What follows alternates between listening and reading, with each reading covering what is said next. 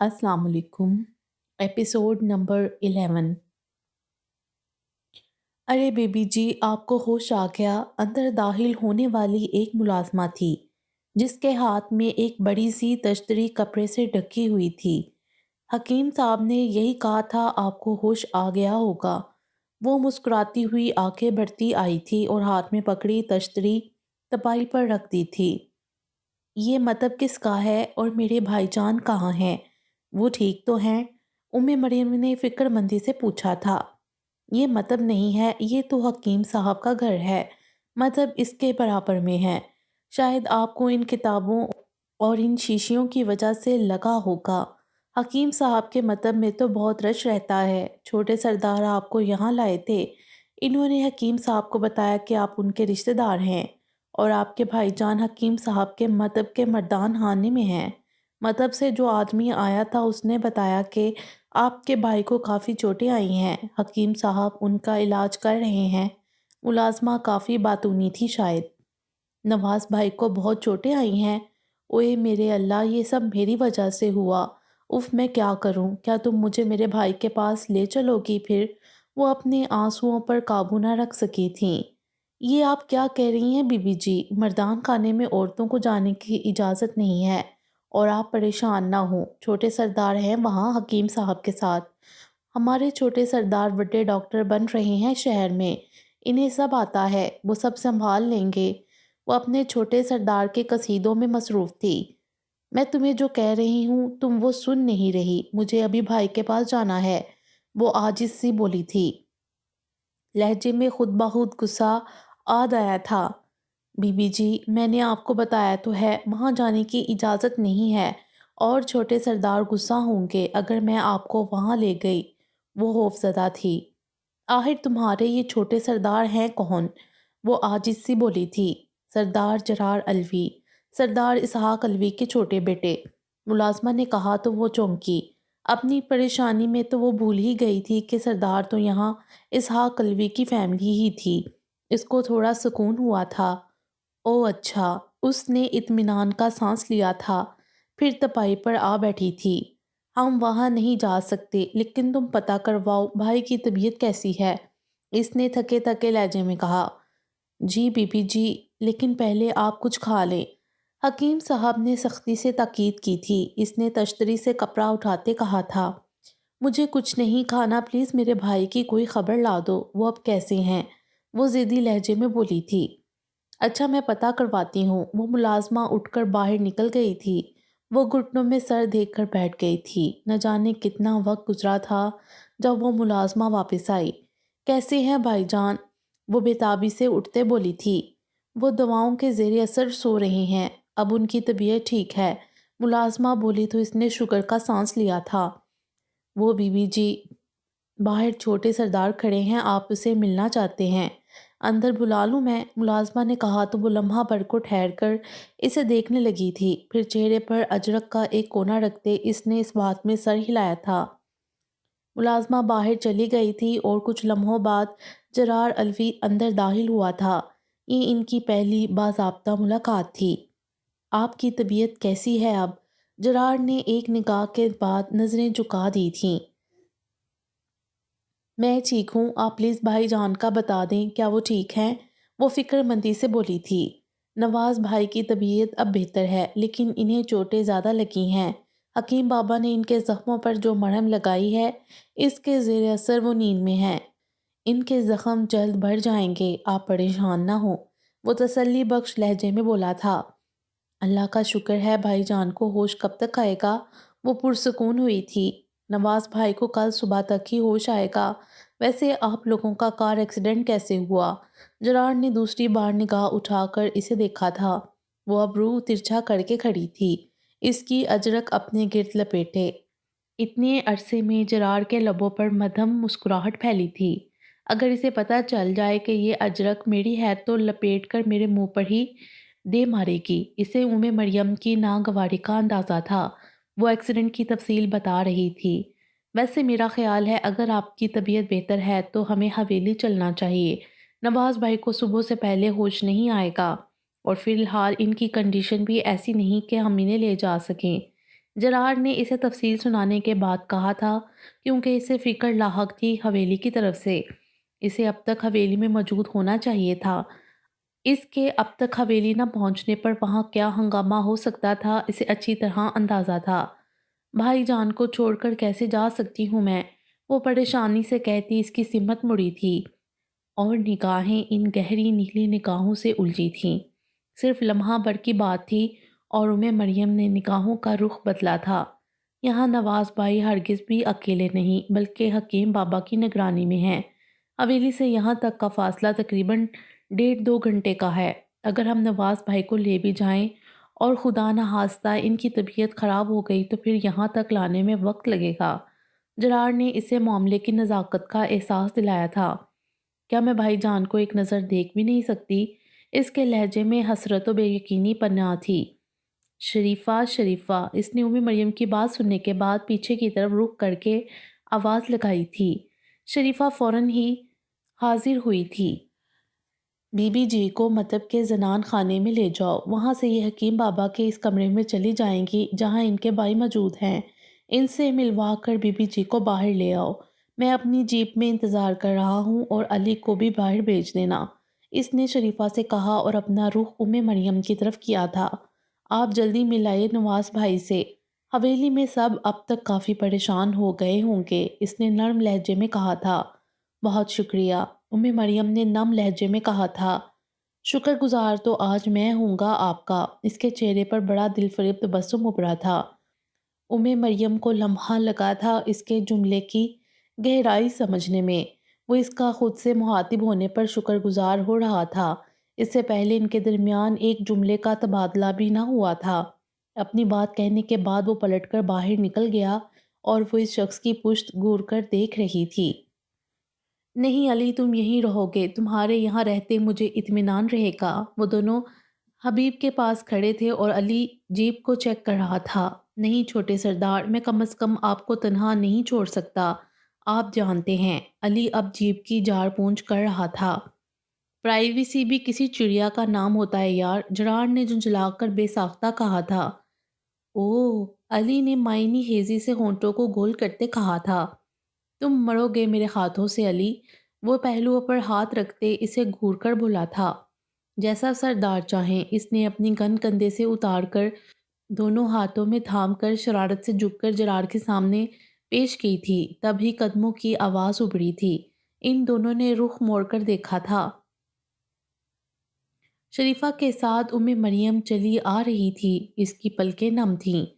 وہ دونوں سیدھے ہو کر کھڑے ہوئے تھے۔ چھوٹے سردار، یہ بی بی جی کے لیے مرہم دیا ہے حکیم صاحب نے، شریفہ نے ایک لفافہ اس کی طرف بڑھاتے کہا تھا جو اس نے اس بات میں سر ہلاتے تھام لیا تھا۔ علی تم یہیں رہو نواز بھائی کے پاس، حکیم بابا کو کسی بھی چیز کی ضرورت ہو سکتی ہے۔ نواز بھائی کے حوالے سے جرار نے بھرپور سنجیدگی سے کہا تھا۔ علی نے آنکھیں سکیڑ کر اسے دیکھا تھا۔ اس نے نگاہوں کا زاویہ بدل لیا تھا۔ شریفہ اندر جا چکی تھی۔ آئیے، جرار نے مریم کو مخاطب کیا تھا۔ گو کہ میری چھکڑا نما جیپ آپ کے شایان شان نہیں، لیکن فی الحال اس کا کوئی متبادل نہیں، جرار نے زیر لب مسکراتے کہا تھا۔ مریم شرمندہ ہو گئی تھی۔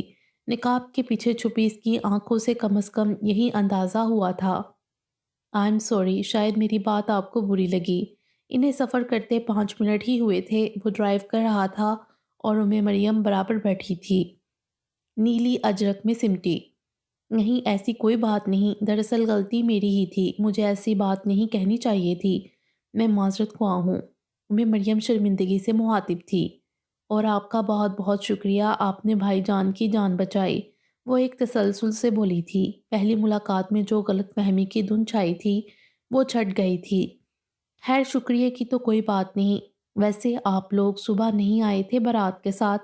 جرار نے رخ موڑ کر اسے دیکھا تو مریم نے مختصر لفظوں میں اسے اپنے پیپر کا بتایا تھا۔ میرا بھی آج وائوا تھا، اسی لیے واپسی ہو رہی تھی کراچی سے کہ گاؤں کے قریب آپ کی کار نظر آئی، جرار نے خود ہی بتایا۔ مریم نے صرف سر ہلانے پر اکتفا کیا تھا۔ وہ زیادہ دیر خاموش نہیں رہ سکتا تھا، اسی لیے پھر مخاطب ہوا۔ ویسے آگے کے کیا ارادے ہیں آپ کے انٹر کے بعد؟ اس کے سوال پر مریم نے غنودگی میں جاتے ذہن کو جگایا تھا۔ ڈاکٹر بننا چاہتی ہوں۔ پاکستان کی سب سے بڑی آئی اسپیشلسٹ بننا میرا خواب ہے، وہ نیم غنودگی سے بولی تھی۔ میں پاکستان کا سب سے بڑا نیورو سرجن بننا چاہتا ہوں۔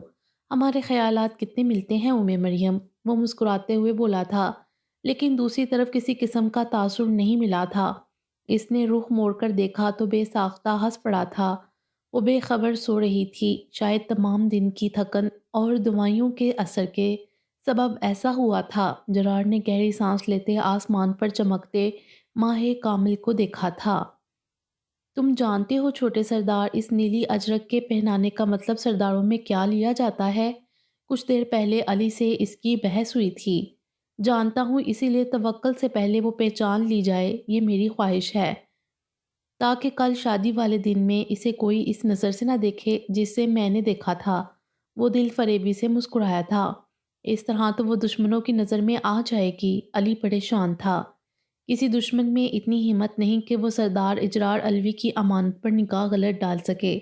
اس نے بڑے زام سے کہا تھا، اب وہ سوچ رہا تھا کہ علی نے واقعی کچھ غلط تو نہیں کہا تھا، اور وہ ابھی صرف سوچ ہی رہا تھا جبکہ دوسری طرف میر شیر علی خان کے سامنے اس کا ملازم، جس سے اسے جرار کی حرکات و سکنات دیکھنے پر مامور کیا تھا، کھڑا بول رہا تھا۔ میر یاور علی خان اس وقت مطب سے حویلی کے لیے نکل چکا ہے، اور اس کے ساتھ ایک لڑکی ہے جس نے سرداروں کی مخصوص نیلی اجرک پہن رکھی ہے، جسے سردار صرف اسی عورت کو پہناتے ہیں جو ان کے نام سے منسوب ہو۔ وہ مؤدب انداز میں بولا تھا، مجھے اس لڑکی کی پوری 7 نسلوں کی معلومات لا کر دو۔ آخر وہ کون ہے جسے میر یاور علی خان نے اپنے لیے منتخب کیا ہے؟ مجھے یقین ہے یہ لڑکی میر یاور علی خان کے ہمارے پاس واپس لوٹ آنے کا اہم سنگ میل ثابت ہوگی۔ میر شیر علی خان کے چہرے پر بڑی شاطر مسکراہٹ پھیلی تھی، جبکہ دوسری طرف جرار علوی سوئی ہوئی مریم کو دیکھتے محبت سے مسکرایا تھا۔ کم از کم ان کے درمیان کھڑی اجنبیت کی دیوار گر گئی تھی، مگر اسے اندازہ نہ تھا کہ یہ آشنائی ان دونوں کو اپنے اپنوں سے بیگانہ کر جائے گی۔ برقی کمکموں سے سجی حویلی شان سے کھڑی تھی۔ حویلی کے ایک حصے کو صاف کروا کے باراتیوں کے لیے کھول دیا گیا تھا۔ ملازموں کی ایک فوج وہاں ان کی خدمت کے لیے مامور تھی۔ اس وقت دونوں خاندانوں کے یہ بزرگ حضرات حویلی کے باہر چارپائیوں پر بیٹھے خوش گپیوں میں مصروف تھے۔ شمس کے والد سے بات کرتے سردار اسحاق علوی نے بے چینی سے ٹہلتے احسان کو دیکھا۔ وہ جانتے تھے وہ پریشان تھا جرار کے لیے۔ جرار اب تک حویلی نہ آیا تھا۔ انہوں نے اشارے سے احسان کو اپنے پاس آنے کا کہا۔ پریشان مت ہو، وہ آ جائے گا۔ احسان کو اپنے پاس بٹھاتے انہوں نے تسلی بخش لہجے میں کہا تھا، اسے اب تک یہاں ہونا چاہیے تھا بابا جان، آپ جانتے تو ہیں دشمن اس کی طاق میں رہتا ہے۔ احسان نے پریشان لہجے میں کہا، میر شیر علی خان اب کوئی اوچھی حرکت نہیں کرے گا۔ جو منہ توڑ جواب ہم نے اسے پنچایت میں دیا ہے، اس کے بعد تو کبھی بھی نہیں۔ سردار اسحاق علوی مطمئن تھے۔ اسحاق علوی کی بات پر وہ محض سر ہلا کر اٹھ گئے تھے، باقی دل کی بے چینی اپنی جگہ برقرار تھی۔ کچھ وقت گزرا تھا کہ احسان علوی کو کچھ دور مٹی اڑتی نظر آئی۔ جب گر چھٹی تو سامنے جرار کی جیپ نظر آئی۔ وہ مطمئن سا مسکرائے تھے، لیکن یہ مسکراہٹ صرف چند لمحوں کی تھی، کیونکہ جرار کے برابر والی سیٹ پر نیلی اجرک میں لپٹا نسوانی وجود ان کا تمام سکون غارت کر گیا تھا۔ یہ لڑکی کون تھی اور اس نے جرار کی اجرک کیوں پہنی تھی؟ جرار کے گارڈز کہاں تھے؟ جرار کے ساتھ ایک لڑکی کو دیکھ کر دیگر لوگ بھی احسان علوی کے ساتھ آن کھڑے ہوئے۔ احسان علوی اور اسحاق علوی کے درمیان نظروں کا تبادلہ ہوا تھا۔ ان کے چہرے خطرناک حد تک سنجیدہ ہو گئے تھے۔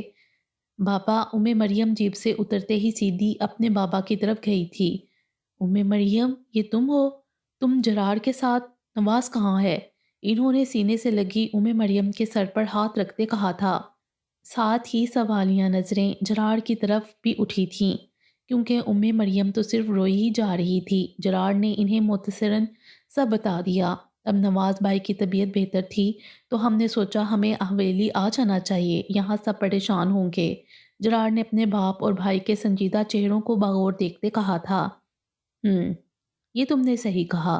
اکرام صاحب اب اپنی بچی کو اندر لے جائیے، ہم اپنے کچھ مزید آدمی حکیم صاحب کی طرف بھجواتے ہیں۔ سردار اسحاق علوی پہلے جرار سے پھر مریم کے والد سے مخاطب تھے جو پریشان نظر آ رہے تھے۔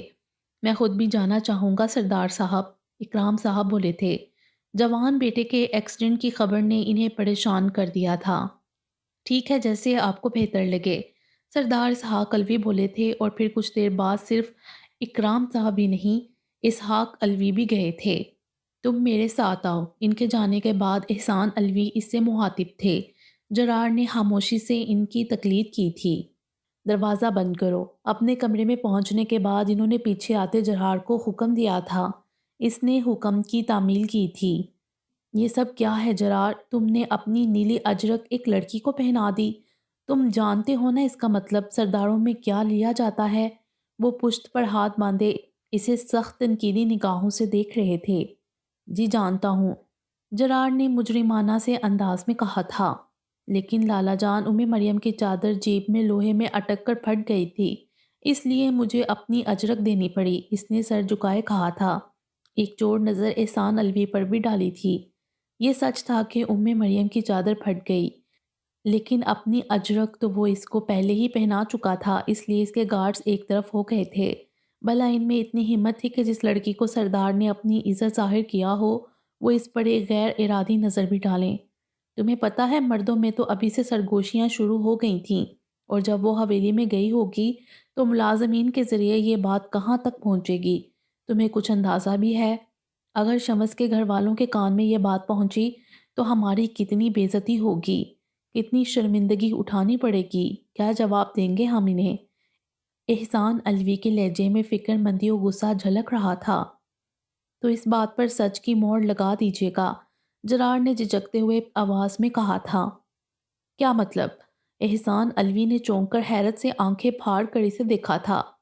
ان کے دیکھنے پر وہ بے ساختہ شرمندہ ہوا۔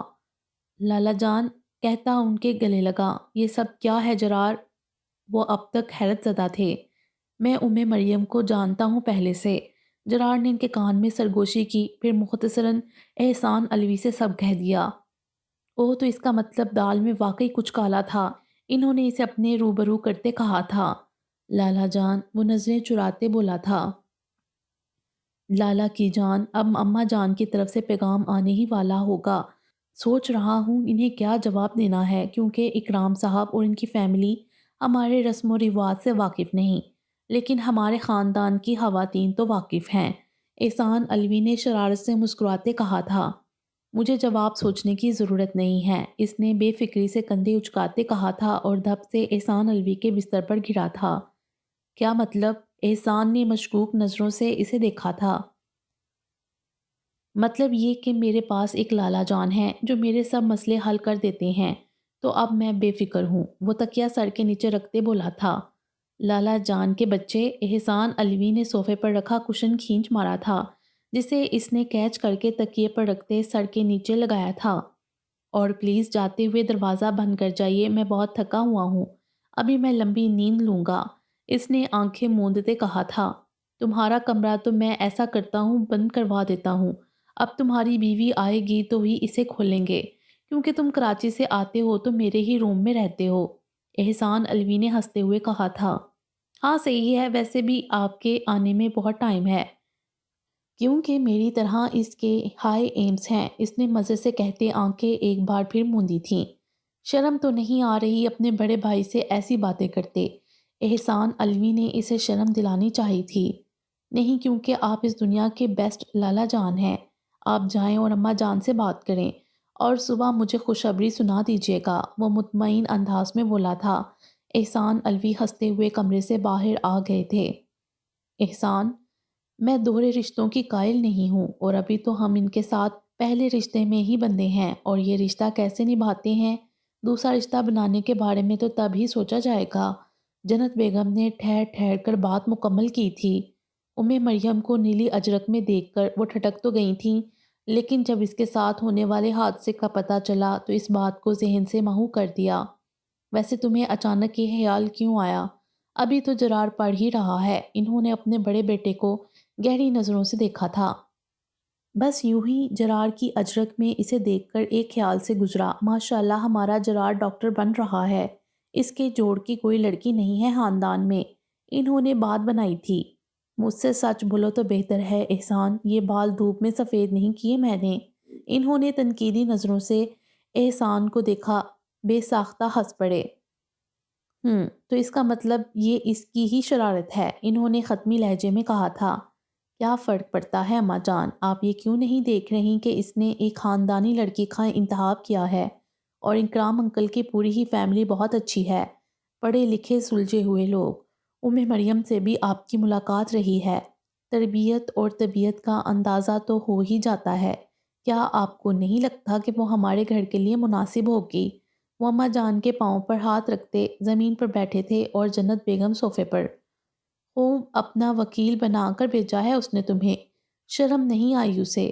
ابھی اس کی عمر ہی کیا ہے؟ ذرا اسے کان سے پکڑ کر میرے پاس لاؤ، میں بھی تو پوچھوں کہ یہ شہر پڑھائی کرنے لگا ہے یا ان کاموں میں پڑھنے۔ اماں جان کو جلال آ گیا تھا۔ اماں جان آپ بھی حد کرتی ہیں۔ احسان علوی کو ان کے جلال پر ہنسی آ گئی تھی۔ ایک تو اس نے آپ کا کام آسان کر دیا، پھر بھی وہ اب بھی ہنس رہے تھے، پھر اٹھ کر جنت بیگم کے برابر بیٹھتے اپنے دائنا بازو ان کے کندھے کے گرد حائل کیا تھا۔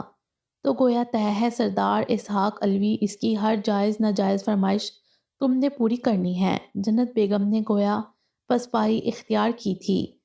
خدا گواہ ہے اماں جان، اس نے کبھی ناجائز فرمائش نہیں کی۔ احسان فوراً بولے تھے۔ یہ تو سچ ہے۔ خیر اب تم بولو، تم کیا چاہتے ہو؟ وہ قائل ہو چکی تھیں۔ صرف یہ کہ آپ مریم کی والدہ سے باتوں باتوں میں پتہ کریں کہ انہوں نے مریم کی کہیں بات وغیرہ تو طے نہیں کر رکھی۔ جب آپ ان سے پوچھیں گی تو وہ خود ہی سمجھ جائیں گی کہ آپ کا ارادہ ہے مریم کے لیے۔ اس طرح میرے اور آپ کے لاڈلے کے سر پر جو تلوار لٹک رہی ہے وہ ہٹ جائے گی۔ احسان علوی مزے سے بولے تھے۔ یہ تم اتنی خالصی زنانہ گفتگو کب سے کرنے لگے؟ اماں جان نے سخت تنقیدی نگاہوں سے احسان کو دیکھا۔ توبہ ہے اماں جان، آج آپ روایتی اماں بن گئی ہیں۔ وہ کھلکھلا کر ہنس پڑے تھے۔ اچھا زیادہ بولنے کی ضرورت نہیں، بات کر لوں گی میں مریم کی اماں سے، اور ذرا تم اس نکمی اولاد کو تو میرے پاس بھیجو۔ کہاں ہے یہ آج؟ تو آنے کے بعد ایک بار بھی ملنے نہیں آیا۔ بالآخر ان کے منہ سے وہ بات ادا ہو گئی تھی جو ان کے غصے کی حقیقی وجہ تھی۔ آتے ہی سو گیا ہے، بہت تھکا ہوا تھا، میرے ہی روم میں ہے، بس آپ اسے ڈانٹیے گا نہیں، دل چھوٹا ہو جاتا ہے فوراً اس کا آپ سے ڈانٹ کھا کر۔ احسان علوی کے لہجے میں محبت رچی بسی تھی۔ جنت بیگم نے مسکرا کر اپنے بڑے بیٹے کو دیکھا تھا، اور یہ اگلی صبح کا منظر تھا۔ جنت بیگم اور احسان علوی ساتھ ساتھ بیٹھے تھے صوفے پر، اماں جان کا چہرہ سنجیدہ جبکہ احسان علوی کا مسکراتا ہوا تھا، اور وہ دونوں بیک وقت ایک ہی انسان کو دیکھ رہے تھے، سامنے کھڑے کان پکڑے جرار علوی کو۔ تم نے سنا نہیں جرار ہم نے کیا کہا؟ فوراً اٹھک بیٹھک شروع کرو۔ اماں جان کی آواز پر اس نے مدد طلب نگاہوں سے احسان علوی کو دیکھا، مگر انہوں نے کندھے اچکاتے بیچارگی ظاہر کی تھی۔ ان کی طوطا چشمی پر جرار نے آنکھیں سکیڑ کر انہیں دیکھا تھا۔ اسے ابھی پتہ ہی نہیں تھا کہ احسان علوی اماں جان سے رات بات کر چکے ہیں۔ اس نے اٹھک بیٹھک شروع کی تھی، تبھی شفیق احمد اندر داخل ہوا۔ ارے واہ، یہاں کیا کوئی سزا کا مشن چل رہا ہے؟ اللہ سائیں، ایسے لوگوں کو بھی سزا ملتی ہے؟ اف اماں جان، ایسے ثواب کے کاموں میں مجھے بھی شریک کر لیا کریں۔ وہ دب سے اماں جان کے برابر میں بیٹھا تھا۔ جرار نے منہ پر ہاتھ پھیرتے اسے بعد میں بدلہ لینے کا اشارہ کیا تھا۔ چلو اپنی سزا پوری کرو۔ شفیق احمد نے گویا ناک سے مکھی اڑائی تھی۔ اماں جان، وہ ٹھٹکا تھا۔ کیا اماں جان؟ جنت بیگم نے خفگی سے اسے دیکھا۔ آخر یہ سزا کس لیے؟ وہ اپ ڈاؤن کرتے دریافت کر رہا تھا۔ لڑکی پسند کر کے بیٹھ گئے ہو اور پھر بھی سوال کر رہے ہو؟ ہماری پسند پر اعتبار نہیں تھا؟ اماں جان نے خفا لہجے میں کہا تو وہ لمحہ بھر کو ساکت رہ گیا۔ چونک کر احسان لالا کو دیکھا، اس کا مطلب وہ واقعی اماں جان سے بات کر چکے تھے۔ او میری پیاری اماں جان! احسان علوی کے اشارے پر وہ جلدی سے اماں جان کے قدموں میں آن بیٹھا تھا۔ انہوں نے خفگی سے رخ موڑا۔ آپ کو ایسا کیوں لگا کہ مجھے آپ کی پسند پر اعتبار نہیں؟ اس نے ان کے ہاتھ تھامتے لجاجت سے کہا تھا۔ جتنی جلد بازی تم نے دکھائی ہے اس سے مجھے تو کم از کم ایسا ہی لگے گا نا۔ وہ ہنوز ہوا تھیں۔ احسان علوی نے اپنے پاس اس کے لیے جگہ بنائی تو وہ اماں جان کے برابر آن بیٹھا تھا اور اپنے بازو ان کی گردن میں حائل کیے۔ اماں جان، آپ نے اس کی مسکا پالش میں نہیں آنا ہے۔ شفیق احمد شیطان کا رول پلے کر رہا تھا۔ دلہا میاں، آپ تو چپ ہی رہیں۔ جو میری بھابھی بیگم ہے نا، وہ میری باتوں پر اندھا یقین کرتی ہیں، اس لیے تمہیں مجھ سے ڈرنا چاہیے۔ جرار کے کہنے پر شفیق احمد نے آنکھیں سکیڑ کر اسے دیکھا۔ اماں جان اپنے چہرے پر امڑنے والی مسکراہٹ کا رخ پھیر کر روکا۔ میری پیاری اماں جان، پلیز میری طرف دیکھیں۔ اس نے ان کا رخ اپنی سمت کیا۔ محبت کے اس چہرے پر نگاہ پڑتے ہی وہ موم ہونے لگی تھیں۔ آپ کی پسند میرے لیے اس دنیا میں سب سے معتبر ہے، پھر آپ نے ایسی بات کیوں کہی؟ وہ اپنا سر ان کے کندھوں پر رکھ چکا تھا۔ احسان علوی نے محبت سے اسے دیکھا، جبکہ شفیق احمد نے مسکرا کر، مجھے نہیں پتا چلا اماں جان، یہ کیسے ہو گیا؟ بس خود بخود وہ جھجک کر چپ ہو گیا۔ اماں جان کے سامنے اتنا بول لیا تھا، کافی تھا۔ اب آپ سمجھ جائیں نا۔ آگے منمنا کر صرف اتنا ہی کہا۔ اس کی حالت پر وہ تینوں کہکے لگا کر ہنسے۔ اماں جان نے اس کا چہرہ دونوں ہاتھوں میں لے کر ماتھے کا بوسہ لیا تھا۔ ہمیں کوئی اعتراض نہیں، انہوں نے مہربان مسکراہٹ کے ساتھ اسے دیکھتے کہا تھا۔ او میری پیاری اماں جان! اس نے جوش سے نعرہ مارتے اماں جان کے ہاتھوں کا بوسہ لیا تھا۔ لیکن ابھی تم صرف اپنی پڑھائی پر توجہ دو، ابھی تمہاری عمر نہیں ان سب باتوں کی۔ باقی مریم کی والدہ سے تو ہم بات کر ہی لیں گے، انہوں نے پیار سے تنبیہ کی تھی۔ جی اماں جان، اسے شرافت کے تمام ریکارڈز توڑے۔ اس نے شرافت کے تمام ریکارڈز توڑے۔ اماں جان، دیکھ تو لیں کیسا شریف بچہ بنا ہوا ہے اب۔ شفیق احمد نے اس کی ٹانگ کھینچی۔ بیٹا اب دیکھو میں کیا کرتا ہوں۔ جرار نے اماں جان کے برابر سے اٹھتے دروازے کی طرف دوڑ لگائی تھی۔ بھابھی بیگم، اور دروازے سے ہی شفیق کی بیوی کو آوازیں دیتا دروازے سے باہر غائب ہوا تھا۔ اماں جان، آپ کا چہیتا میرے ہاتھوں شہید ہو جائے گا، شفیق احمد نے دروازے کی طرف بڑھتے مصنوعی خفگی سے کہا تھا۔ اماں جان نے مسکرا کر انہیں دیکھا۔ اب حال یہ تھا کہ جرار آگے آگے تھا اور شفیق احمد پیچھے پیچھے۔ گھر کے افراد اور ملازمین کے لیے تو یہ معمول کی باتیں تھیں، لیکن مہمانوں نے حیرت سے ان مناظر کو دیکھا۔ راستے میں ہی زرمیم اور دیگر کزنز کی مائیت میں آتی شفیق احمد کی بیوی کے پیچھے جرار نے سیاسی پناہ لی تھی اور اب مسلسل اس کے کان میں کچھ نہ کچھ کہہ رہا تھا، جس پر وہ مسکرا کر ایک نظر شفیق کے کینہ تور نظروں سے اسے دیکھتے منہ پر ہاتھ پھیر کر بدلہ لینے کا اشارہ کیا تھا اور پلٹ کر اسی سمت میں چلا گیا تھا جہاں سے آیا تھا۔ سب لڑکیاں کھلکھلا کر ہنس پڑی تھیں۔ دوپہر میں زرمین کی بارات تھی، اسی حساب سے گھر میں گہما گہمی تھی۔ نواز احمد بھی دوپہر تک گھر آ گئے تھے، لیکن شادی میں شرکت نہ کر سکے۔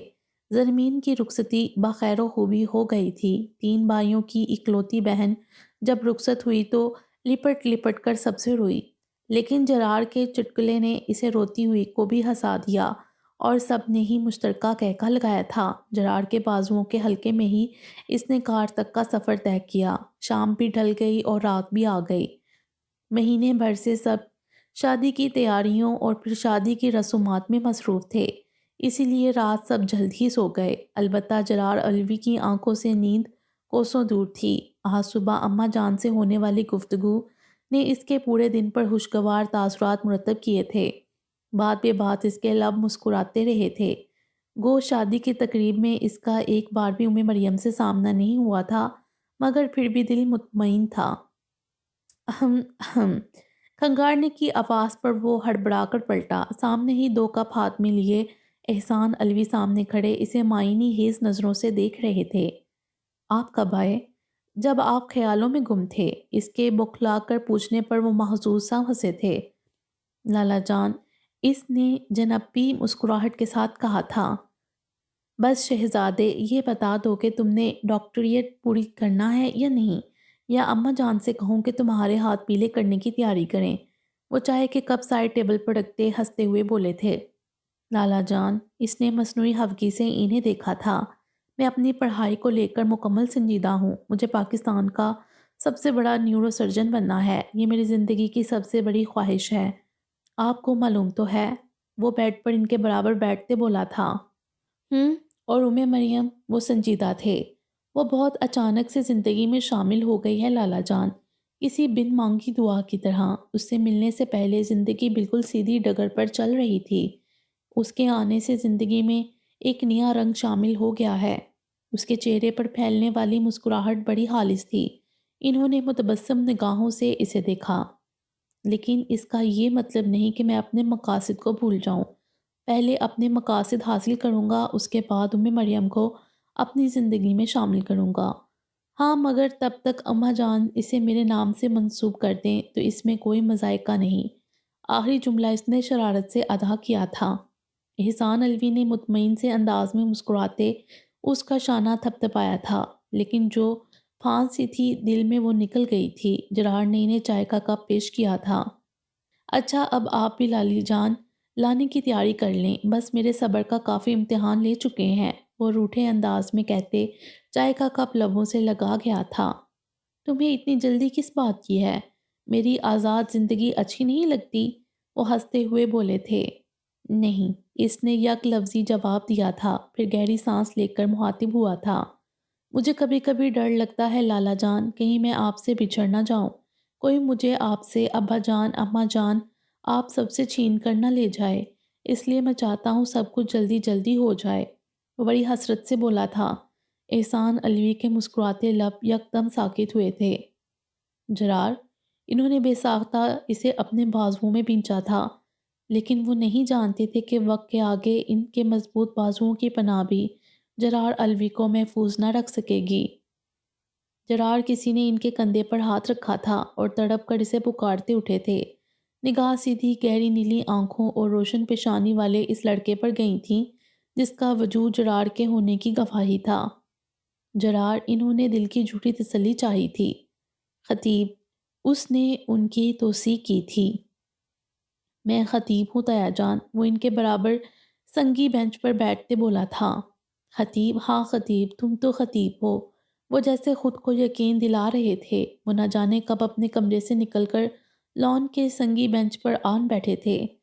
بابا جان یاد آ رہے ہیں؟ خطیب نے نم لہجے میں پوچھا تھا۔ وہ مجھے کبھی بھولتا ہی نہیں، ہر پل میرے ساتھ رہتا ہے۔ میں نے اسے دنیا کے سرد و گرم بچا لینے کا وعدہ کیا تھا، لیکن میں نہیں بچا سکا۔ میں نے اس سے وعدہ کیا تھا کہ کبھی بھی اسے خود سے دور نہ جانے دوں گا، لیکن وقت اسے مجھ سے چھین لے گیا اور میں کچھ بھی نہ کر سکا۔ میں ایک اچھا لالا جان ثابت نہ ہو سکا۔ میرے جرار نے میرے ہاتھوں میں دم دے دیا اور میں کچھ نہ کر سکا۔ خطیب نے انہیں پہلی بار یوں بلکتے دیکھا تھا۔ وہ تسلی کا ایک لفظ نہ کہہ سکا۔ اس کے تو خود زخم تازہ تھے، دن طلوع ہو رہا تھا۔ کچھ دیر لگی تھی انہیں خود کو سنبھالنے میں، پھر انہوں نے اپنا دائیں بازو ان کے کندھے کے گرد حائل کیا تھا۔ ہمت انسان کو ہی کرنی ہوتی ہے خطیب، اپنے اپنوں کو اپنے ہاتھوں سے قبر میں اتارنا آسان نہیں ہوتا، بڑا صبر آزما مرحلہ ہوتا ہے، زخموں کو بھرنے میں وقت لگتا ہے، مگر صبر آ جاتا ہے، تمہیں بھی آ جائے گا۔ اس کے سر پر شفقت سے ہاتھ پھیرتے وہ اٹھ کھڑے ہوئے تھے اور اندر کی سمت پیش قدمی کی تھی۔ تم نے میرے بیٹے کو بہت تکلیف دی ہے خطیب۔ اس کے کانوں میں مریم کی آواز گونجی تھی۔ آپ کو یہی غم لے گیا اماں جان، میں ہی آپ کی موت کا حقیقی ذمہ دار ہوں، اس نے دکھ سے سوچا تھا۔ دن مزید آگے سڑکے تھے۔ وہ آہستہ آہستہ خود کو نارمل کرنے کی کوشش کر رہا تھا، لیکن وہ نارمل ہونے کی بجائے اپنی ذات میں سمٹتا جا رہا تھا۔ ضرورت سے زیادہ ایک لفظ بھی نہ بولتا، چاہے مقابل دینیا اور کبیر ہی کیوں نہ ہوتے۔ ایک واحد مومنہ بیگم تھیں جو اسے بولنے پر اکساتی تھیں۔ اس وقت بھی وہ اس کے سر پر کھڑی اس کو کھانا کھلوا رہی تھیں۔ وہ ابھی کچھ دیر پہلے ہی آفس سے آیا تھا، تبھی دینیا تن فن کرتی وہاں آئی تھی اور ایک لفافہ ٹیبل پر اس کے سامنے پھینکا تھا۔ مریم نے چونک کر اسے دیکھا تھا، جبکہ خطیب کی نظر تو لفافے پر ہی ساکت رہ گئی تھی۔ نوالا حلق میں اٹکا تھا۔ دینیا ٹیبل پر دونوں ہاتھ رکھتی آگے کی طرف جھکتی اسے مخاطب تھی۔ تو مسٹر خطیب جرار علوی، کب کی ہے آپ کی فلائٹ؟ کب آپ پاکستان سے چوروں کی طرح فرار ہو رہے ہیں؟ وہ سخت طنزیہ لہجے میں مخاطب تھی۔ یہ کیا ہے دینیا؟ مومنہ بیگم نے حیرت سے اس سے پوچھا تھا۔ پوچھے اس سے ممانی جان، لیکن یہ کیوں بتائے گا؟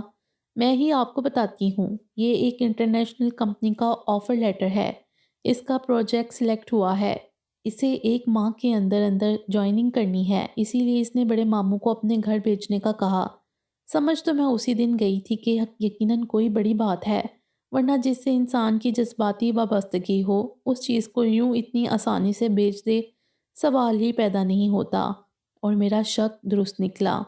بہت اچھا صلہ دیا تم نے ہماری محبتوں، ہمارے خلوص اور ہماری دوستی کا خطیب جرار الوی، بہت اچھا صلہ دیا ہے، وہ نام آنکھوں سے کاٹدار لہجے میں کہتی، جس طرح آئی تھی اسی طرح واپس چلی گئی تھی، جبکہ خطیب اپنی جگہ یوں ہی ساکت و جامد بیٹھا رہ گیا تھا۔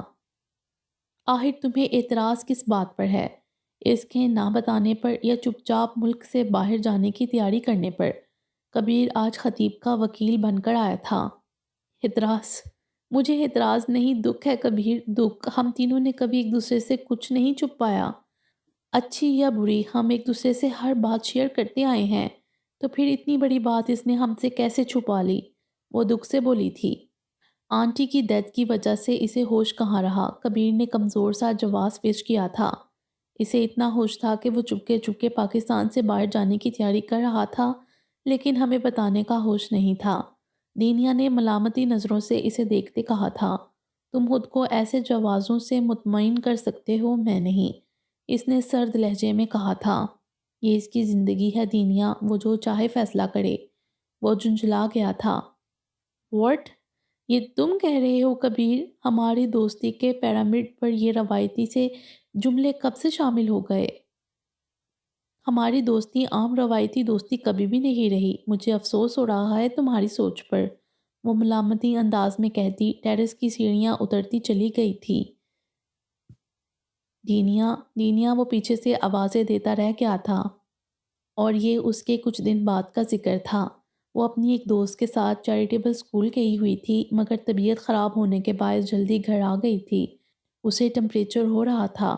خطیب کے کمرے کے سامنے سے گزرتے اس کے قدم ٹھہر گئے تھے۔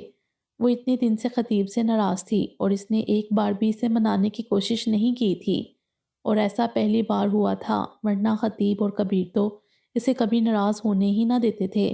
اتنے دن سے وہ بھی اپنا انا کا پرچم سر بلند کیے بے نیاز بنی ہوئی تھی، لیکن پھر بھی بے حسی میں وہ خطیب سے مار کھا گئی تھی۔ وہ آج کل کچھ زیادہ ہی بے حس ہو گیا تھا۔ کیا دینیا شاہ اب اپنے ہی دوست سے کیا ناک لگانا؟ اس نے اپنی انا پر پاؤں رکھا تھا۔ بدتمیز، چھوڑوں گی تو نہیں میں اس اونچی ناک والے کو۔ وہ مسکراتی ہوئی دروازے کا ہینڈل گھماتی اندر داخل ہوئی تھی۔ سامنے ہی آئینے کے سامنے اور دروازے کی سمت پشت کیے خطیب کھڑا تھا۔ وہ آج کل زیادہ تر گھر پر ہی ہوتا تھا، ملک سے باہر جانے کی تیاریوں میں مصروف۔ مگر یہ کیا ہوا تھا؟ دنیا کے مسکراتے لب یکدم ساکت ہوئے اور یوں لگا دنیا کی ہر شے اپنی جگہ تھم گئی ہو۔ خطیب بھی اسے دیکھ چکا تھا اور اب اس کے چہرے پر ہوائیاں اڑنے لگی تھیں۔ اس وقت اس نے اپنے سوٹ پر ایک بلیک ہوڈ پہن رکھی تھی اور ہوڈ سر پر ڈالے چہرہ چھپائے کھڑا تھا۔ دنیا کی آمد پر وہ ہڑبڑا کر پلٹا تھا اور دنیا کو لگا تھا کہ وہ اس وقت خطیب کے کمرے کے دروازے پر نہیں بلکہ یونیورسٹی لائبریری کے آخری کونے پر کھڑی ہے، اور اس کی فائل میں سنہری کارڈ رکھتا ہوڈی میں چہرہ چھپائے کھڑا وہ لڑکا آہستہ سے اس کی طرف گھوما ہے، لیکن اس کی ہوڈی کے پیچھے تو کبیر کا چہرہ ہونا چاہیے تھا۔ خطیب کا چہرہ کیوں نظر آ رہا تھا؟ دل میں درد کی شدید لہر اٹھی تھی۔ ہاتھ میں پکڑی فائل چھوٹ کر زمین پر گری تھی۔ کندھے پر ٹنگا بیگ پھسل کر زمین بوس ہوا تھا۔ اس کی آنکھوں میں بے یقینی سی بے یقینی تھی۔ جس بات پر انسان کا کبھی اختیار نہیں رہا دین، دل کے آگے انسان مجبور ہو جاتا ہے، وہ بھی ہو گیا۔ تم تک اپنے احساسات بھی پہنچانا چاہتا اور اپنا آپ ظاہر بھی نہیں کرنا چاہتا تھا، کیونکہ پہلے وہ خود کو اپنے قدموں پر کھڑا کرنا چاہتا تھا، اپنی علیحدہ پہچان بنانا چاہتا تھا، اس کے بعد تمہارے روبرو آنا چاہتا تھا، مگر وقت نے اتنی مہلت ہی نہ دی۔ اس دن ہاسپٹل لابی میں وہ کبیر کا وکیل بن کر کہہ رہا تھا، لیکن یوں لگا تھا جیسے خود پر گزری واردات سنا رہا ہو، تو واقعتاً یہ اس کے ہی جذبات تھے جس پر اس نے کبیر کا نام کا لیبل لگا کر اسے پیش کر دیا۔ دستے صبا، فیض احمد فیض۔ واہ بھائی شہزادے، تمہاری چوائس تو اپنے باپ کی طرح کلاسی ہے۔ اس دن ہاسپٹل میں وہ جو بک پڑھ رہا تھا وہ پوئٹری کی بک تھی۔ دینیا شاہ کو بھی ملنے والے کارڈز میں بڑی معیاری شاعری شامل ہوتی تھی۔ وہ قدم بہ قدم اس کی سمت بڑھ رہی تھی اور ایک ایک منظر اس کی آنکھوں میں ابھر رہا تھا۔ تمہارا رومیو جولیٹ والا ایکٹ دیکھ کر کسی اندھے کو بھی یہ پتہ چل جاتا، پھر میں تو ماشاءاللہ صاحب عقل بھی ہوں۔ ہاں، وہ ایسی حقیقت سے تو واقف ہو گیا تھا کہ رومیو جولیٹ ایکٹ کے بعد کبیر دنیا کے لیے الگ جذبات رکھنے لگا ہے۔ دنیا کے ذہن میں ایک اور منظر ابھر رہا تھا۔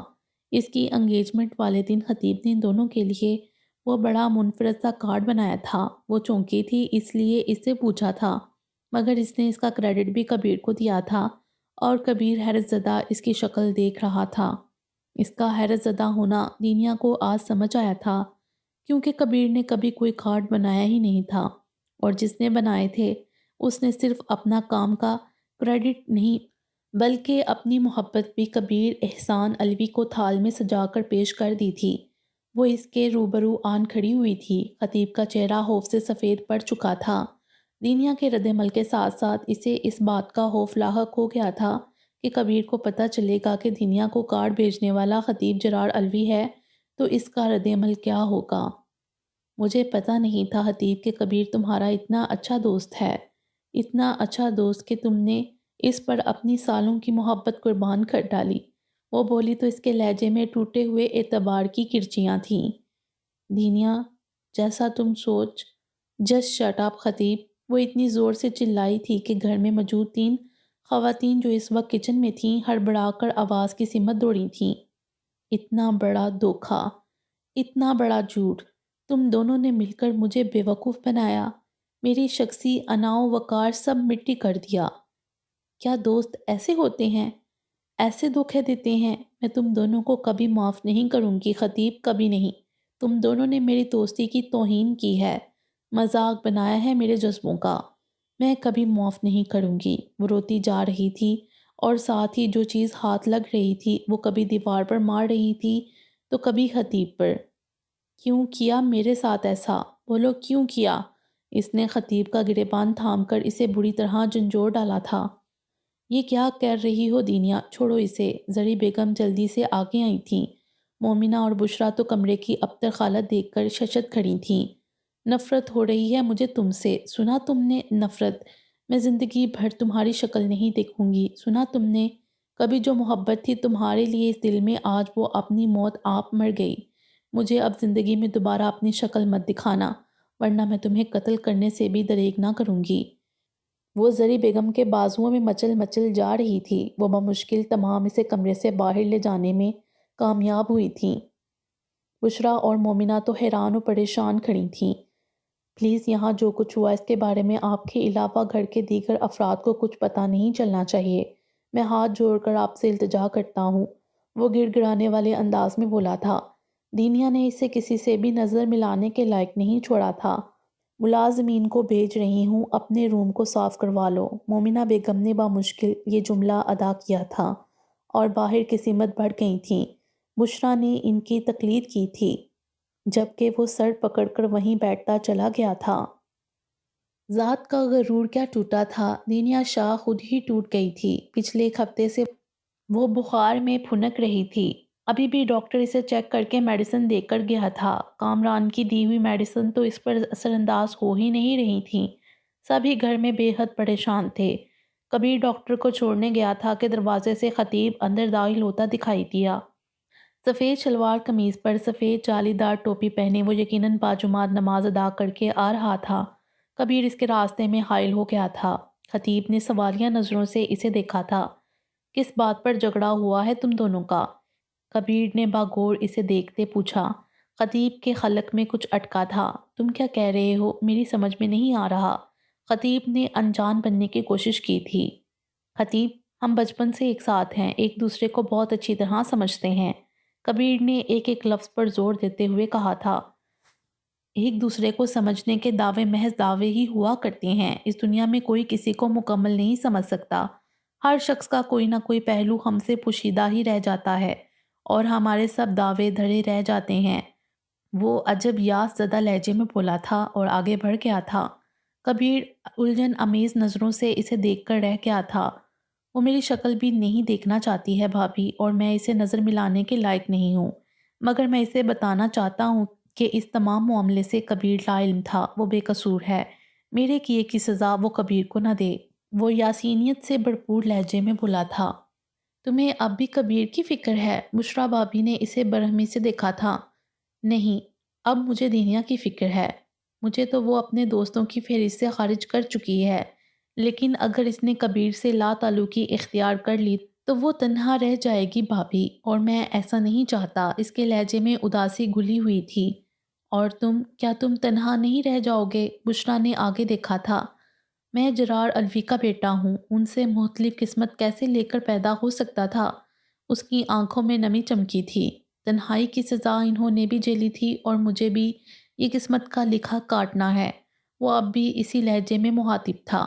بس آپ میرا ایک کام کر دیں، یہ لیٹر دین کو دے دیجیے گا، میں نہیں چاہتا وہ کبیر کی طرف سے بدگمان ہو۔ اس نے ایک کاغذ کا ٹکڑا بشریٰ بھابھی کی طرف بڑھایا تھا۔ کل میں حیدرآباد جا رہا ہوں ماموں جان کی فیملی سے ملنے، پھر پرسوں میری فلائٹ ہے۔ اس نے اپنے طے شدہ پروگرام انہیں بتایا تھا۔ اب چلتا ہوں، اس نے دروازے کی طرف پلٹتے کہا تھا۔ خطیب، بشریٰ بھابھی نے پکارا تو وہ پلٹ کر سوالیہ نگاہوں سے اسے دیکھنے لگا۔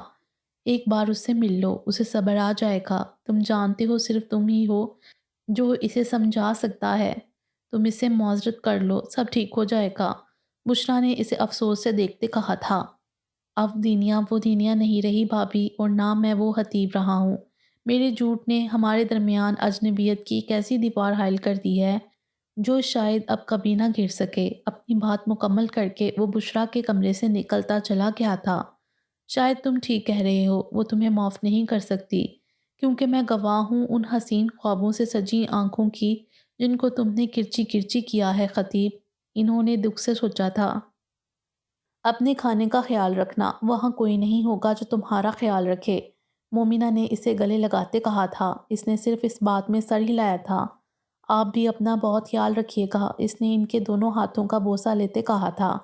مجھے معاف کر دیجیے گا اگر مجھ سے کوئی بھول ہو گئی ہو تو، اس نے شرمندگی سے کہا تھا۔ خطیب، انہوں نے تڑپ کر اس کے ماتھے کا بوسہ لیا تھا۔ ملازمین اس کا سامان باہر موجود کار میں رکھ رہے تھے۔ وہ فردن فردن سب سے مل رہا تھا۔ وہاں دنیا نہیں تھی، اور اس کی موجودگی کی خطیب نے توقع نہیں کی تھی۔ احسان، الوی اور کبیر اسے ایئرپورٹ چھوڑنے جا رہے تھے۔ دنیا سے نہیں ملو گے؟ وہ وہاں لان میں ہے، کار پورچ میں کبیر نے اسے کہا تھا۔ پلیز تم دونوں اپنے معاملات ٹھیک کر لو۔ مجھے پتا ہے دنیا نے ایک چھوٹی سی بات کا اتنا بڑا ایشو بنا لیا ہے۔ تمہارے آفر لیٹر کے بارے میں نہ بتانے پر ناراض ہو گئی تھی۔ میں نے بہت سمجھایا، لیکن تمہیں تو پتا ہے ان محترمہ کی الٹی کھوپڑی کا۔ تم بات کرو، تمہاری بات تو وہ اچھی طرح سے سمجھ لیتی ہے۔ کبیر نے ایک افسردہ سی مسکراہٹ کے ساتھ کہا تھا۔ خطیب کے جانے پر دل تو اس کا بہت بہت اداس تھا۔ خطیب نے اس بات میں سر ہلایا تھا۔ اسے ڈر تھا کہیں اسے دیکھتے ہی دنیا اس دن کی طرح چیخنا نہ شروع کر دے۔ وہ لان میں سنگی بینچ پر پاؤں اوپر کیے بیٹھی تھی۔ اس کے دونوں بازو ٹانگوں کے گرد لپٹے تھے، بالوں کی اونچی پونی ٹیل بنائے، گال گھٹنوں پر ٹکائے دوسری سمت میں چہرہ کیے بیٹھی تھی۔ خطیب کے قریب پہنچنے پر بھی اس نے رخ موڑ کر اسے نہیں دیکھا تھا۔ بالآخر خطیب کو اس کے سامنے آ کر کھڑا ہونا پڑا تھا، مگر اس نے پھر بھی سر اٹھا کر نہ دیکھا تھا۔ میں جانتا ہوں جو میں نے کیا وہ غلط کیا دین، مجھے ایسے نہیں کرنا چاہیے تھا۔ میں نے تمہارا دل دکھایا، اس کے لیے میں معذرت کے جتنے بھی لفظ کہوں کم ہیں، لیکن حقیقت اتنی تلخ تھی دین کہ میں چاہ کر بھی تمہیں بتا نہیں پایا تھا۔ وہ لمحہ بھر کو رکا تھا، پھر جو کہنے جا رہا تھا اس کی اہمیت تابوت میں آخری کیل کی مانند تھی۔ میں نے ہی وہ کارڈز بنائے تھے، مگر صرف تمہیں ستانے کے لیے، ان میں کوئی حقیقت نہیں تھی۔ میرا ارادہ اس ڈرامے کو زیادہ دن چلانے کا نہیں تھا، لیکن میں نے محسوس کیا کہ تم اس انجان شخص کو لے کر کچھ زیادہ ہی سیریس ہو گئی ہو، اور یہ میرے لیے پریشان کن تھا۔ تبھی مجھے کبیر کی فیلنگز کا پتہ چلا تمہارے لیے، تو میں نے اس ڈرامے کو ڈسکلوز کرنے کی بجائے کبیر کو وہ انسان بنا کر پیش کر دیا۔ اسے تو کچھ پتہ ہی نہیں تھا دین، وہ اس تمام معاملے میں بے قصور ہے۔ اس نے وہی کیا جو میں نے کہا۔ میں نے اسے کہا کہ میں نے اس لڑکے کو ڈھونڈ لیا ہے اور دھمکا کر بھگا دیا ہے، اس لیے اب بے فکر ہو کر وہ تمہاری زندگی میں وہ لڑکا بن کر شامل ہو جائے، اور ایسا ہی ہوا۔ وہ تسلسل سے بولتا چلا گیا، لیکن دنیا کی طرف سے کوئی تاثر نہیں آیا تھا۔ اپنا دل کبیر کی طرف سے صاف کر لو، تمام قصور میرا ہے، وہ پھر مخاطب تھا، مگر دنیا کی خاموشی نے جیسے اس کے حوصلے کو پشت کر دیا تھا۔ وہ گہرا سانس لے کر پلٹا تھا، فلائٹ کا ٹائم ہو رہا تھا۔ خطیب جرار علوی، اس کا نام سرد لہجے میں ٹکڑوں میں ادا ہوا تھا۔ اپنائیت نام کی کوئی بھی احساس اس لہجے سے مفقود تھا۔ خطیب پلٹا تھا، دنیا اس کے روبرو کھڑی تھی، مگر یہ وہ دنیا نہیں تھی جسے خطیب جانتا تھا۔ یہ تو ایب سرد سے تاثرات والی لڑکی تھی جس کی آنکھیں بے تاثر تھیں۔ خطیب نے دیکھا، اس کے ہاتھ میں پکڑا ایک کاغذ اس کی آنکھوں کے سامنے کرتے کئی ٹکڑوں میں تبدیل کر دیا تھا۔ یہ وہی خط تھا جو اس نے دنیا کو لکھا تھا، اس میں وہی سب تحریر تھا جو اس نے ابھی دنیا سے کہا تھا۔ گویا بشرا بابی نے خط دنیا تک پہنچا دیا تھا اور اس نے شاید پڑھ بھی لیا تھا۔ دنیا نے اس کا دائنا ہاتھ تھامتے وہ پرزے اس کے ہاتھ پر رکھے تھے۔ اپنے اس جھوٹ کے پلندے کو اپنے ساتھ لے کر جاؤ خطیب جرار علوی، مجھے اس میں کتنی دلچسپی ہے اس کا اندازہ تمہیں اس کے کیے گئے پرزوں سے ہو جائے گا۔ اس کے لہجے کا کاٹ خطیب کا دل چیر گئی تھی۔ آج سے ایک بات اپنے ذہن میں بٹھا لو کہ خود کو دین کہنے کا حق جو میں نے تمہیں دیا تھا وہ میں تم سے واپس لیتی ہوں۔ خطیب نے تڑپ کر اسے دیکھا تھا اس بات پر۔ دین میں دینیا شاہ، اس نے خطیب کی بات کاٹی تھی۔ یہ تھی پہلی بات۔ دوسری بات، کبھی بھول کر بھی اب اس حویلی میں واپس نہیں آنا یہاں۔ تم جیسے دوہرے اور پست حوصلہ لوگوں کے لیے کوئی جگہ نہیں۔ اگر کبھی بھول کر آ بھی گئے تو اپنے ہاتھوں سے تمہیں شوٹ کروں گی۔ Now get last. اس نے دائنا ہاتھ اٹھا کر اسے دفع ہونے کا اشارہ کیا تھا۔ ذلت و سبکی کے احساس سے خطیب کا چہرہ سرخ ہو گیا تھا۔ اس نے پلٹتے ہوئے آنکھوں پر گاگلز لگائے تھے اور تیز قدم اٹھاتا لاؤن سے باہر کی طرف بڑھا تھا۔ وہ جس طرح آ رہا تھا کبیر کو ہمت ہی نہ ہوئی کچھ پوچھنے کی۔ اس نے پیچھے کا دروازہ کھولا اور کار میں بیٹھ گیا تھا جہاں احسان علوی پہلے سے بیٹھے تھے۔ کبیر ڈرائیور کے ساتھ والی سیٹ پر بیٹھا تھا۔ اس وقت خطیب کے دل کی حالت ایسی تھی جیسے کسی نے اس کے دل کو پاؤں سے مسل ڈالا ہو۔ تم نے میرے بیٹے کو بہت تکلیف دی ہے خطیب۔ مریم کے یہ الفاظ گویا اس کا سکھ چین سب رخصت کر گئے تھے۔ ہاں، اس نے دی تھی مریم کے بیٹے کو تکلیف، کیونکہ اس کی تکلیف میں بہت سے لوگوں کی مکمل خوشی مضمر تھی۔ تائی جان، تایا جان، کبیر، زری پھپھو، کامران بھائی، سب خوش تھے دنیا اور کبیر کے رشتے سے۔ اس کا تو کوئی جوڑ بنتا ہی نہیں تھا دنیا کے ساتھ۔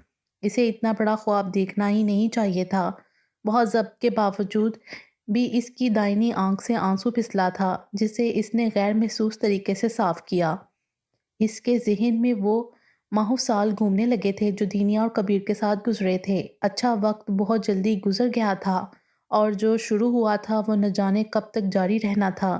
ایئرپورٹ پر ان دونوں سے گلے ملتے اس کا دل درد سے بوجھل ہو گیا تھا۔ اگر تمہارے کیریئر کا سوال نہ ہوتا تو تمہیں ہرگز بھی خود سے دور نہ جانے دیتا کہ اب تو کہیں جا کر تم ہمیں ملے تھے۔ لیکن خود پر ضبط کیا ہم نے۔ 3 سال کا کانٹریکٹ مکمل کر کے تم پاکستان آؤ گے تو ہم نے سوچ لیا ہے تمہاری اور کبیر کی شادی ایک ساتھ ہی کریں گے۔ احسان علوی نے اس کی حالت سے بے خبر کہا تو وہ کوئی تاثر بھی نہ دے سکا، صرف گردن ہلا کر رہ گیا۔ وہ پلٹا تھا اور اس کی آنکھوں سے ایک سیل روا جاری ہو گیا تھا۔ گوگلز کے پیچھے چھپی آنکھوں کو بار بار رومال سے صاف کرتا وہ آگے ہی آگے بڑھتا جا رہا تھا۔ مریم کا غم بلائے نہیں بھولتا تھا اور اوپر سے آج دنیا کی باتوں نے جیسے اسے بالکل ہی توڑ دیا تھا۔ محبت کے حصول کی خواہش تو وہ بہت پہلے ہی چھوڑ چکا تھا، لیکن دوستوں کو بھی کھو دینا پڑے گا یہ تو اس نے سوچا ہی نہیں تھا۔